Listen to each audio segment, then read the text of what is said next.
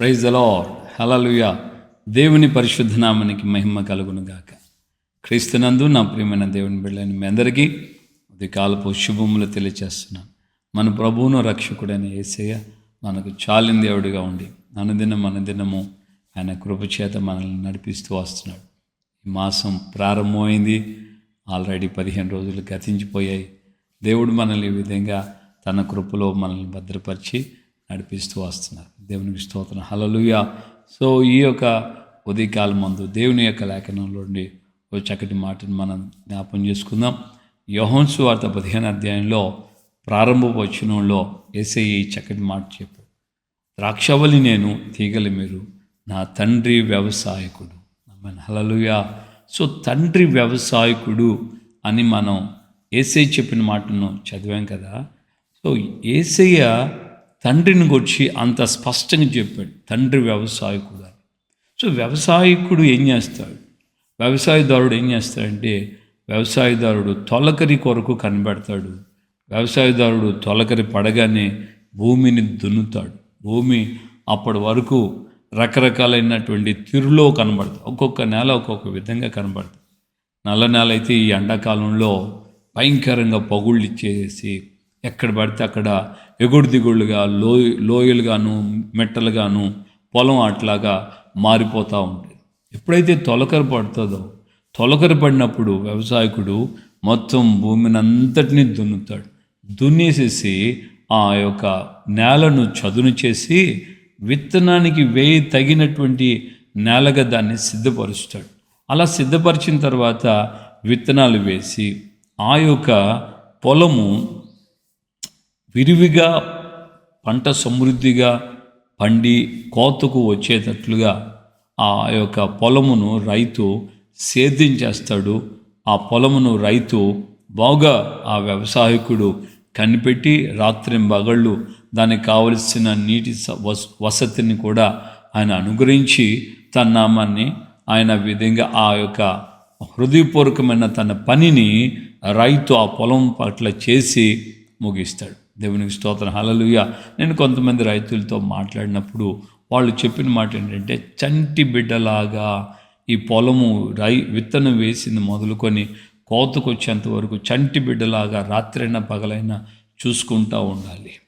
దేవుని యొక్క లేఖనంలో ప్రవక్త యెషయా గ్రంథంలో కూడా ఈ మాట రాయబడింది. ఏమంటున్నంటే, దేవుడు నేను వ్యవసాయకుడును, నాకు ఒక ద్రాక్ష తోట ఉంది, దానిని నేను సేద్యం చేస్తున్నాను, దానికి ప్రతి నిమిషం నీరు కడుతున్నాను, ఎవడునూ దాని మీదకి రాకుండా ఉండేటట్లుగా నేను దివారాత్రం దాన్ని కాయుచున్నాను అన్నాడు.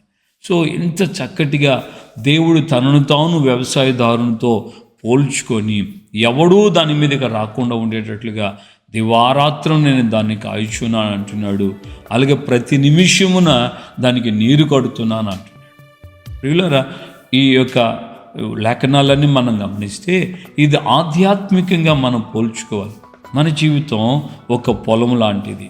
మన జీవితాన్ని ఆయన తన వాక్యపు వెలుగు చేత, తన వాక్యపు నాగల చేత దున్నుతాడు. దున్నిన తర్వాత ఇందులో ఉన్నటువంటి రాళ్ళు, ముళ్ళ పొదలు, గచ్చ పొదలు ఇవన్నీ ఏరి బయట పారివేసేసి అప్పటి వరకు కొంచెం కొన్ని ప్రాంతాల్లో కొన్ని నేలలు కూడా కొంచెం పూలు పూసినట్లుగా ఆ తీగలు అక్కడక్కడ రకరకాలైన చిన్న పుష్పాలు అవన్నీ అల్లుకున్నట్లుగా మనకు కనబడతాయి. కానీ ఎప్పుడైతే వ్యవసాయంలో ఈ నాగలితో పొలం దున్నటం ప్రారంభిస్తాడో అక్కడ అవేవి ఉండవు, అక్కడంతా కూడా కనుమరుగైపోతాయి.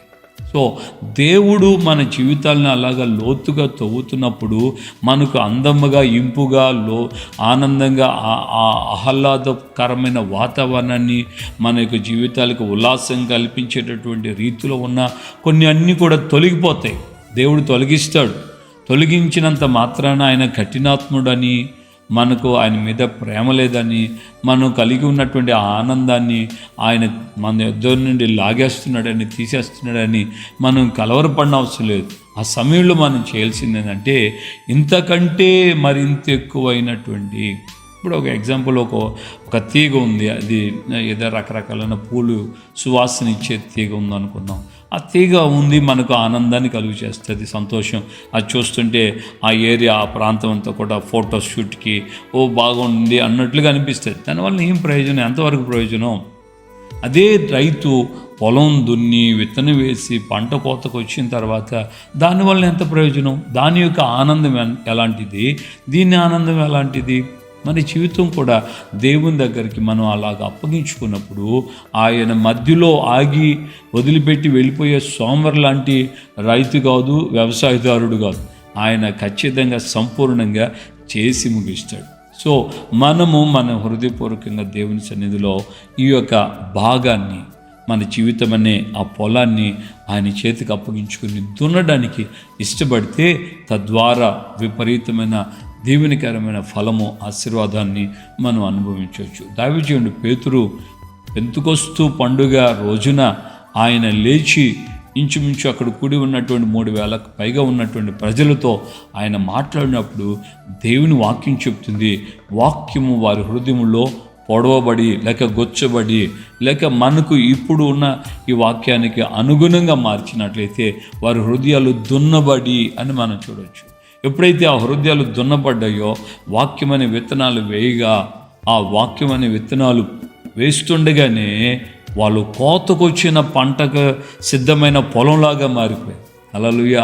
దావీదు చెప్తూ ఉండగానే వాళ్ళ హృదయాలు దున్నబడిపోతున్నాయి, వాళ్ళ హృదయాలు విత్తనం వేయబడిపోతుంది, వారు కోతకొచ్చినటువంటి ఆ సిద్ధపాటుతో ఉన్నట్లుగా. యేసయ్య యోహాను సువార్త 4వ అధ్యాయంలో సమరయ స్త్రీ దగ్గర ఆ సందర్భంలో ఆయన చెప్తాడు, మీ కన్నులెత్తి చూడండి, కోతకు ఇంకా 4 నెలలు ఉందని అనుకుంటారు కదా పొలాలను చూస్తే, కానీ అది ఇప్పుడే కోతకు వచ్చాయి అన్నట్లుగా మాట్లాడాడు.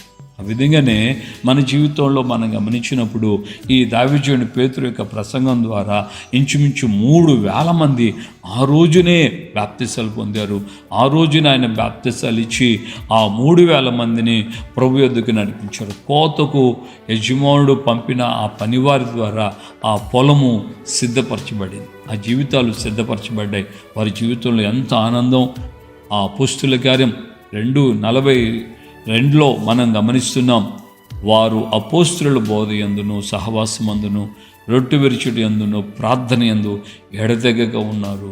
చివరి వచనంలో మనం గమనిస్తే, వారు రక్షణ పొందుతున్న వారందరినీ దేవుని దూత, దేవుని ఆత్మ దినదినము సంఘముతో చేర్చుచూ ఉండేను అని లెక్కకు మించి సంఘము విస్తరించబడినట్లుగా మనం గమనిస్తున్నాం. ఆ విధంగా మన జీవితాలు దేవుని యొక్క వాక్యము చేత దున్నబడి, సరిచేయబడి, విత్తనం వేయబడి, అది నీరు పెట్టబడిన తర్వాత ఖచ్చితంగా ఒక రోజున ప్రతిఫలం అనుగ్రహించబడుతుంది. నీ జీవితంలో నువ్వు ఏ విధంగా బాధపడుతున్నావా? నన్ను వాక్యం దున్నుతూ ఉంది, వాక్యం ద్వారా నేను ఎప్పుడు పొడవబడుతున్నాను అంటే ఇంకా నీ హృదయం ఎక్కడ కఠినంగా ఉందో దాన్ని సరిచేసుకో, ఎక్కడ రాతిగా ఉందో దాన్ని తీసేసుకో, ఎక్కడ ముళ్ళ పొదలు గచ్చపొదలు ఉన్నాయో వాటిని తొలగించుకోవడానికి వ్యవసాయదారుడైనటువంటి ఆ యొక్క పరమతండ్రికి నువ్వు చెప్పు, అయ్యా నా గుండెల్లో ఇంకా ఎక్కడెక్కడ ఈ విధమైనటువంటి పొలమునకు సేద్యమునకు అనువుగాని పరిస్థితులు ఉన్నాయో అవన్నీ నాలోండి తొలగించండి, నిశ్చయముగా నేను బహుగా ఫలించాలి, మీకు మహిమగా ఉండాలి అని నువ్వు ప్రార్థన చేస్తే నీవు నీ కుటుంబం దీవించబడతారు. ప్రార్థన చేసుకుందామా? ప్రేమగల తండ్రి, మీకు వందనాలు. ఈ యొక్క నాయన ఉదయకాలం ముందు మీరు వ్యవసాయకులన్నీ మాకు మీరు స్పష్టంగా మీ ఆత్మ ద్వారా మీ కుమారుడైన యేసయ్య నోటి మాటలు మాకు జ్ఞాపకం చేశారు. అవును తండ్రి, వ్యవసాయదారుడైన మీరు అయ్యా ప్రతి పొలము దున్నబడాలి, అది విత్తనం వేయబడాలి, అది కోతకు వచ్చి ఆ యొక్క పొలము ఘనపరచబడాలి, ఘనతనుందాలి అని మీరు కోరుకున్నట్లుగా మా జీవితాలు, కుటుంబాలు, సంఘాలు, పరిచర్యలు, ప్రాంతాలు మీ వాక్యము ద్వారా మేము ప్రతిదినము సరిచేయబడుతూ విత్తనం వేయబడి అది నీరు కట్టుబడి ఫలించేటట్లుగా, ఫలములు నిలిచి ఉన్నట్లుగా, మీ నామానికి మహిమ తెచ్చినట్లుగా ప్రతి వారికి మీరు సహాయం చేయండి. ఈ మాటలు విన్న ఒక్కొక్కరి జీవితాలు మీ యొక్క కృపచేత నూతనపరిచి నడిపించి ఘనత, మహిమ, ప్రభావాలు మీరు మాత్రమే పొందమని యేసయ్య పరిశుద్ధ నామములో ప్రార్థన చేసి పొంది ఉన్నాము తండ్రి. ఆమేన్. మన ప్రభు అయిన యేసుక్రీస్తు కృపయు, తండ్రి అయిన దేవుని ప్రేమ, పరిశుద్ధాత్మిక అన్యోన్య సహవాసం, సమాధానం ఇప్పుడు ఎల్లప్పుడు సకల పరిశుద్ధులకు మనకును ప్రభు రాకడ పర్యంతం కృపతోడే ఉండి నడిపించును గాక. ఆమేన్, ఆమేన్, ఆమేన్. హల్లెలూయా. ప్రభుపేట అందరికి వందనాలు. నిత్యముగా దేవుడు నీ హృదయాన్ని, నీ కుటుంబాన్ని, నీ సంఘాన్ని ఆయన దున్నడానికి ఇష్టపడుతున్నాడు. ఎక్కడెక్కడ ఆటంకాలు ఉన్నాయో అవన్నీ తీసేయాలని ఇష్టపడుతున్నాడు. ఆ చోటల్లో విత్తనాలు వేసి అవి ఫలించాలని ఆయన కోరుకుంటున్నాడు. అందుకు అప్పగించుకోవా? అప్పగించుకొని చూడు, దేవుడు అద్భుతమైన కార్యాలు నీ జీవితంలో చేస్తాడు. హల్లెలూయా. కృప మీకు తోడుగా ఉండును గాక. విన్న ఈ వాక్యాన్ని అనేకులకు షేర్ చేయండి. అనేక కుటుంబాలు దీవించబడతారు. తద్వారా మీకు కూడా దేవుని ఆశీర్వాదాలు దేవుని